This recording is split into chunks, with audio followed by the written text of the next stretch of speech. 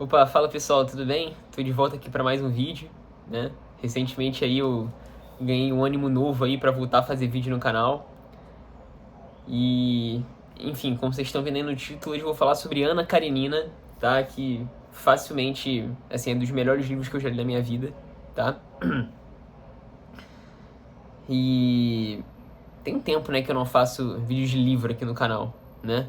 Quase um ano, talvez. Quase um ano não, mas sei lá, uns 8 meses, não sei, né?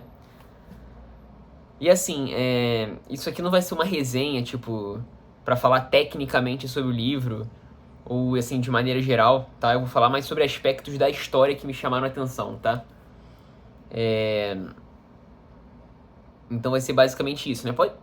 Claro que assim, por ser um formato livre de vídeo, né? Vamos colocar assim, eu posso fazer comentários técnicos também, tá? Mas não é minha especialidade, eu não vou ter essa pretensão, porque eu não sou, acho que eu nem tenho gabarito, né, por assim dizer, para falar tecnicamente de maneira tão profunda sobre o livro, assim, sobre aspectos técnicos, né? De forma e tal. O que eu posso fazer são comentários, assim, e opiniões minhas de boteco literário, por assim dizer. Opiniões literárias de boteco, tá? Por assim dizer. Mas enfim, eu quero comentar mais sobre aspectos da história mesmo, né? Do ponto de vista psicológico dos personagens, né? Tendo em vista a trama, evidentemente. E aspectos políticos e econômicos, né? Que o Tolstói, assim, usa muito bem nas histórias dele, né? De maneira bem natural, né? E meio que, assim, esses aspectos políticos e econômicos meio que ajudam a moldar, digamos assim, a personalidade. Não a personalidade, mas... personalidade, acho que dá pra dizer assim. Não, personalidade é algo mais profundo, mas é bastante influente nas reflexões, nas ações que tomam os personagens e na forma que eles se relacionam e como eles refletem sobre a vida, né? Ele faz isso assim de maneira assim, com muita maestria e bem natural, assim, né? Por exemplo, Dostoiévski, né? Que é o meu autor favorito. Ele já faz isso de um jeito mais canastrão, mais forçado, né? Geralmente, quando ele inclui esses temas, né? O Dostoiévski é mais aspectos filosóficos da coisa, né? São, tipo assim, monólogos que os personagens fazem numa mesa de bar, ou, enfim, numa festa, né? Num baile, que geralmente não são, assim, não são muito reais, né? Vira uma cena meio de filme mesmo. E no caso do Tolstói, não, parece mais real ali, né? São mais conversas, né? Essas discussões políticas e econômicas se dão em conversas mesmo, como se fosse uma trocação, né? Falas bem mais curtas, né? Infinitamente mais curtas que as do Dostoiévski quando ele trata desses assuntos, né? Mas enfim, já me estendi demais aqui na introdução, meu lado prolixo aí como sempre. Mas enfim, bom, eu vou tentar resumir aqui a história, tá? Ela basicamente ocorre em dois núcleos, né? E todos os personagens da história circulam por entre esses dois, no entorno desses dois núcleos, que é o da Ana Karenina com Conde Vronsky e o Liovin com a Kiri, tá? A Kiri é como se fosse uma menina nobre, meio patricinha, assim, de 18 anos, de Moscou. O Liovin é um nobre também, só que eu não sei se ele foi criado em Moscou ou São Petersburgo, isso é importante para a história. Aliás, relativamente importante, tá? Essa questão de ser Moscou ou São Petersburgo. Eu não lembro agora se ele foi criado em São Petersburgo ou Moscou, mas eu acho que dele foi Moscou também, né? Por isso que ele era próximo do pai da Kiri, se eu não me engano, né? E ele acaba desenvolvendo uma paixão por ela ao longo da vida dele. Ele é relativamente mais velho que ela e vai se apaixonando por ela aos poucos. Só que ele mora no interior da Rússia. Ele é meio que um fazendeiro, né? Dono de terras. Fazendeiro não, dono de terras, né? O Conde Vronsky, ele é como se fosse um playboy de São Petersburgo, tá? Ele é da elite, mas ele é da elite de São Petersburgo, então é uma elite nova rica, por assim dizer, tá? E não é aristocracia tradicional, ele não é old money, né? O Conde Vronsky. E a Ana Karenina, se eu não me engano, ela é uma nobre de baixo escalão, casada com um funcionário público ali de médio para alto escalão, né? Também de São Petersburgo, ela. Então, essa é uma descrição bem breve dos personagens, tá? Assim, eu não vou comentar sobre cada um deles, porque não foram todos eles que me chamaram tanta atenção assim, tá? Então eu vou comentar sobre aspectos particulares, assim, de um ou outro, e aspectos, assim, que envolvem mais de um deles, e ver se no final do vídeo eu não consigo falar sobre as questões sociais, políticas e econômicas, tá? Então, vamos lá. O nome é Anna Karenina, mas, como eu falei, né, ela é co-personagem principal com o Leovin, né? E eu, assim, ousaria dizer até que o Leovin tem... A gente conhece mais da personalidade do Leovin do que da Anna Karenina, tá? E o Leovin é um cara muito honrado, assim, ele tem muito apego à honra, à tradição, né? E ele é um cara com uma vocação intelectual, né, vamos colocar assim, e busca encontrar o sentido da vida, conhecer melhor a realidade por meio dos livros. Então ele estuda, assim, profundamente assuntos principalmente científicos, né, que na época estava em alta, esse cientificismo exagerado, até hoje é assim, né? Mas naquela época isso meio que estava surgindo, né? E ele busca encontrar o sentido da vida dele por meio disso, né? E ele vive meio incomodado assim consigo mesmo, ele tem muitas reflexões, ele não consegue estar em paz, né? E aí, como eu disse, ele é apaixonado pela Kitty.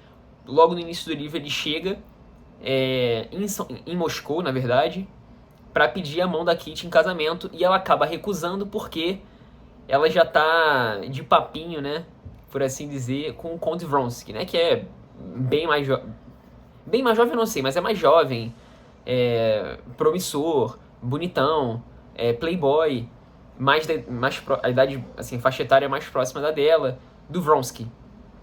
Então ela fica meio que impressionada, né? Ela tem mexe com a vaidade dela, né? Ela ser, enfim, cobiçada, desejada no primeiro momento pelo Conde Vronsky, né? E aí, enfim, voltando a falar aqui do Leovin e, digamos assim, do pontapé da história, né? Ele vai propor ela em casamento, né? Vai a Moscou para fazer isso, na mesma época em que vai ter um baile. Nesse baile vai o Vronsky, evidentemente, e chega a Anna Karenina, que é cunhada... Não é cunhada. Ela é irmã do cunhado da Kitty, né? A Kitty tem uma irmã e é casada com um cara, né? Agora eu esqueci o nome dele, mas é meio que um fanfarrão, assim, que trai a mulher e tal. E esse cara é irmão da Anna Karenina. E a Anna Karenina também vai no baile. E no baile ela acaba roubando a atenção, porque ele, assim, apesar de ela não ser uma mulher estonteante, linda, ela é uma mulher bonita ali, mas o que chama a atenção nela é principalmente o charme, a elegância, a simpatia, né, o carisma que ela tem. E aí ela acaba o Vronsky acaba se apaixonando por ela e ela pelo Vronsky também, né? E aí eu vou dar spoiler aqui, eles acabam ficando juntos, né? O Vronsky com a Anna Karenina. Mas enfim, voltando a falar aqui do Leovin, né? De novo, eu não vou contar a história toda, tá? Basicamente, mas no final das contas, né, no final da história, ele consegue ficar com a Kitty, ele se casa com a Kitty, mas a principal lição, assim, que a gente tira do Leovin, né, que eu tirei pelo menos, e que, enfim, é algo que, eu vou citar aqui um cara que é muito citado aqui nos meus vídeos, o professor Olavo de Carvalho fala, né, você não vai conhecer a realidade, né, por meio dos livros, né, que era o que estava tentando fazer o Leovin, né.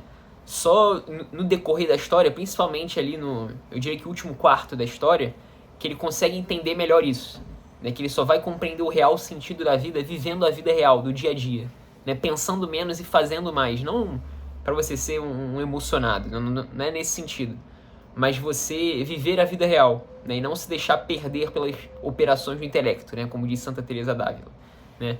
E aí como é que isso se apresenta para ele?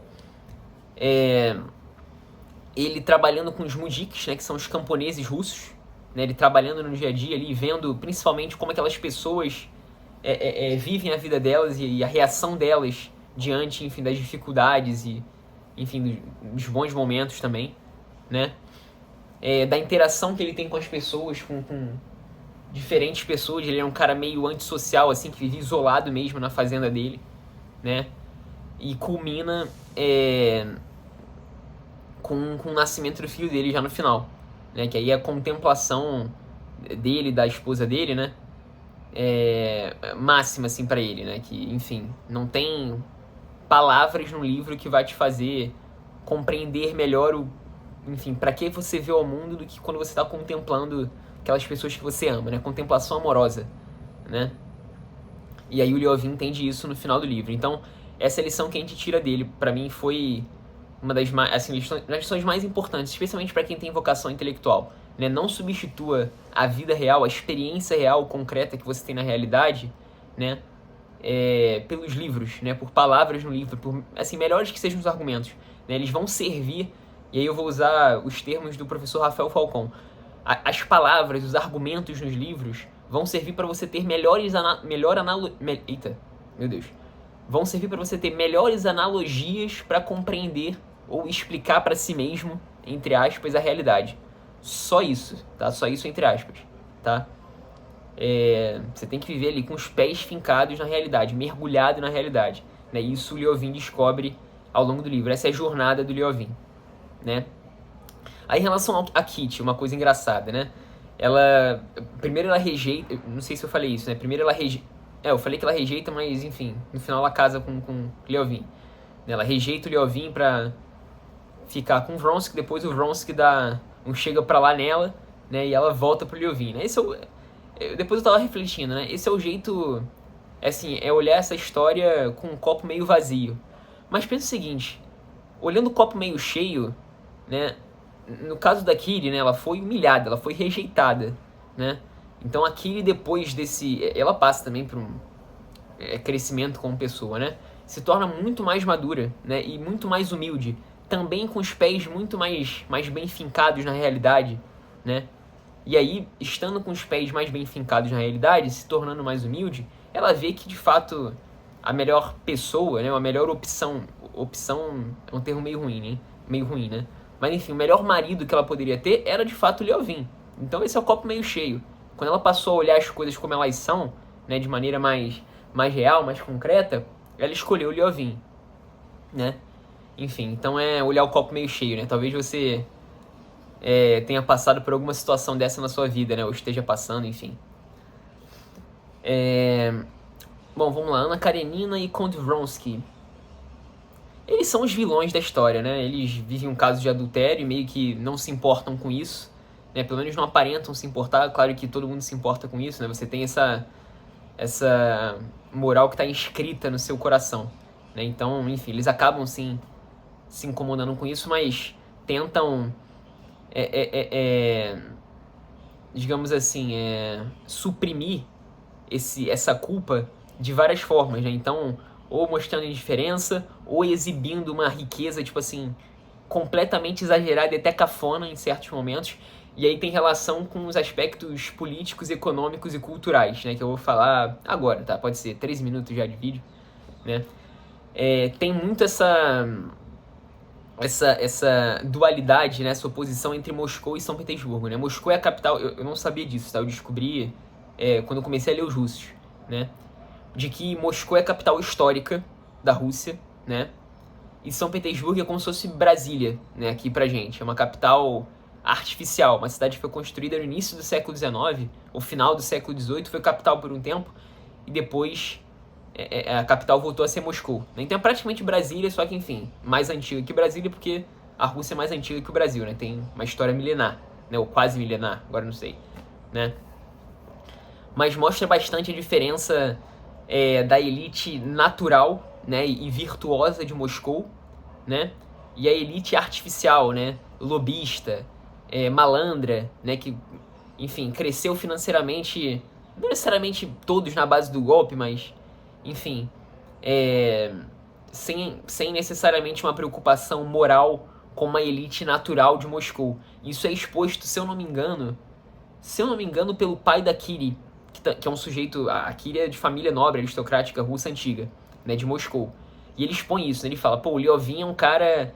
Eu não tô citando literalmente não, tá? Tô falando o que ele falou. Pô, o Liovin é um sujeito nobre, a gente conhece a família dele, é um cara... Ele não tá falando de riqueza, né? Ele tá falando de moral, de moral, de valores que são, enfim, que atravessam gerações, né? E esse Vronsky é um novo rico que, enfim, ficou rico. O pai dele enriqueceu com os negócios meio obscuros, assim, né? Um pessoal sem moral nenhuma, né? Que não tem respeito por tradição, que, enfim, pessoal sem escrúpulos, né? De São Petersburgo. Então ele faz essa relação, né? Você tem essa dualidade entre o old money, entre aspas, e o novo rico, né? Que se traduz também em aspectos morais, né? Éticos e morais. Isso fica bem claro, né? Porque o Liovin é o cara honrado da história e o Conde Vronsky é o adúltero, né? É mais...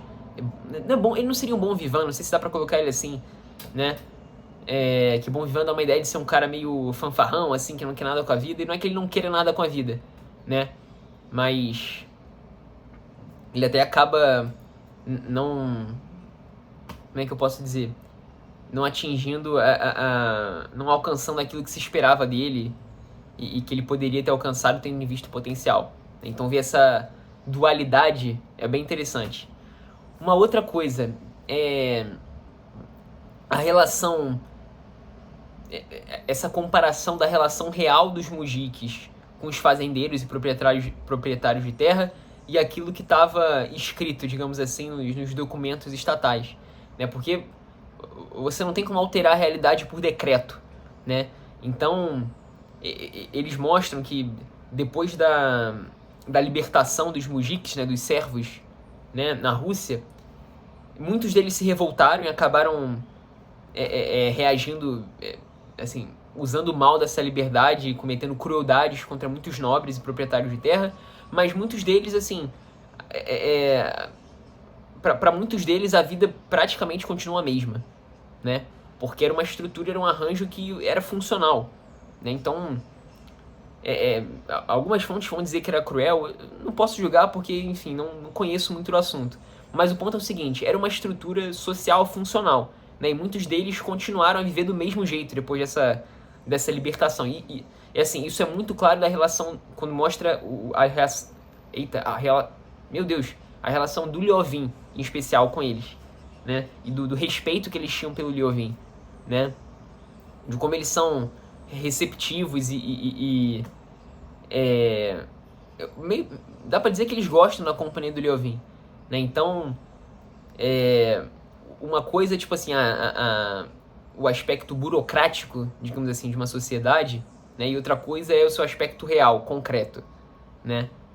E, enfim, por mais que certamente houvesse crueldades por parte dos proprietários de terra e dos fazendeiros, né? Também tinham muitos casos de caridade, de relações saudáveis, né? Por assim dizer, entre essas duas classes sociais, né? De senhores e servos, né? Enfim,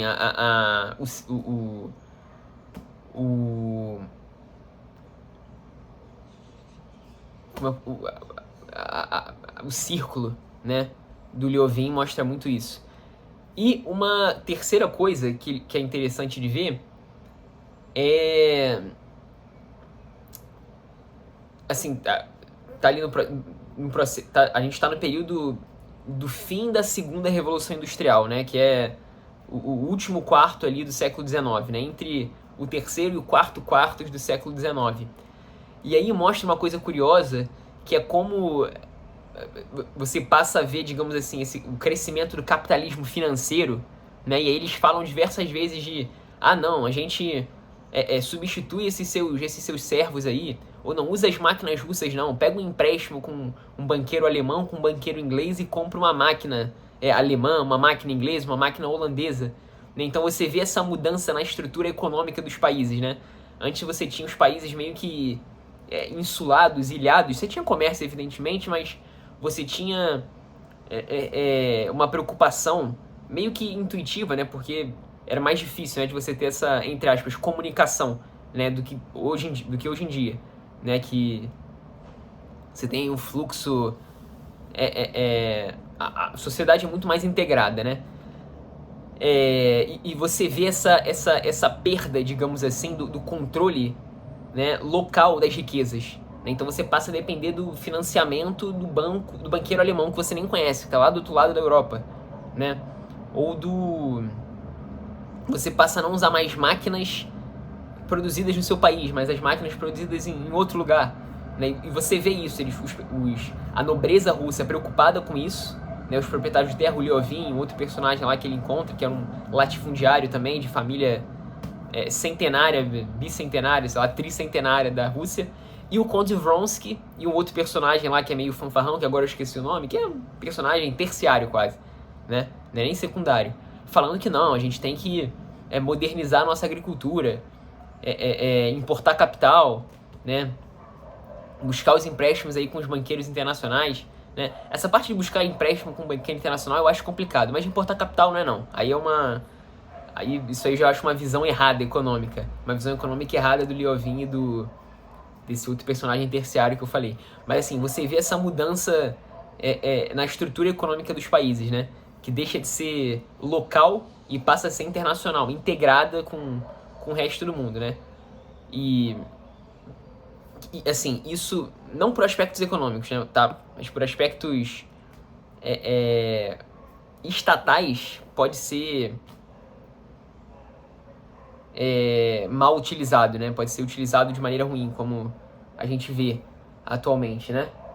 Que é usado basicamente para ameaçar a soberania dos países e enfraquecer a economia local, né? Impedir o desenvolvimento das economias locais, né?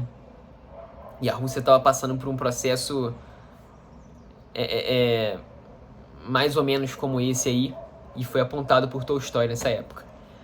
Então é isso, pô, quase 25 minutos de vídeo aí, me desculpa, eu sempre me estendo, mas enfim, eu precisava botar pra fora aí os insights de Ana Karenina, que é um livro sensacional, como eu falei, dos melhores livros que eu li na minha vida, facilmente, né? Bem diferente dos livros de Dostoiévski, né? Eu encaro os livros de Dostoiévski mais quase que como funcionais. Esse aqui foi mais recreativo, mas também informativo, né? Por assim dizer. Enfim, espero que tenha ficado claro aí os meus pontos. Não sei se eu fui prolixo, se ficou meio confuso. Mas enfim, é isso. Espero que tenham gostado. Fiquem com Deus, pessoal.